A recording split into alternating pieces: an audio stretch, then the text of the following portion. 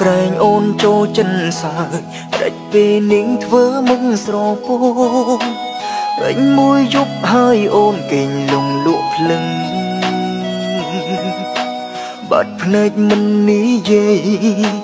សួរអ្វីក៏លែងដឹងក្មេងក្បាលរឹងអូនស្អប់អូនខឹងនឹងបងមែនទី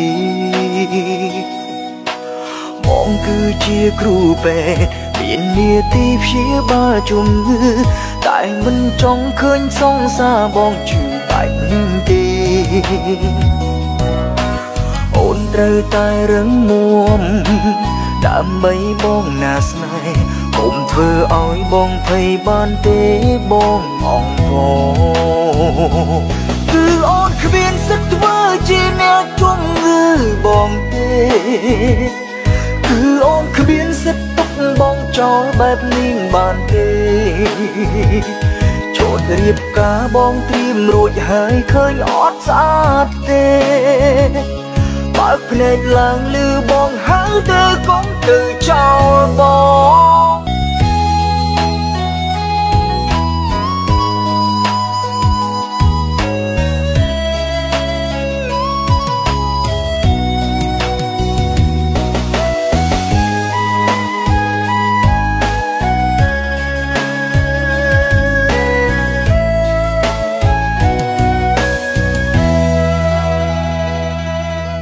ក្រែងអូនចូលចិនសើចរេចពេលនាងធ្វើមុខស្រពោពេញមួយយប់ហើយអូនគេងលងលក់ភ្លឹងបាត់ភ្នែកមិននិយាយសួរអ្វីក៏លែងដឹងក្មេងក្បាលរឹងអូនស្អប់អូនខឹងនឹងបងមែនទីបងគឺជាគ្រូពេទ្យមាននាទីព្យាបាលជំងឺតែមិនចង់ឃើញសង្សារបងជឿបែបនេះទេ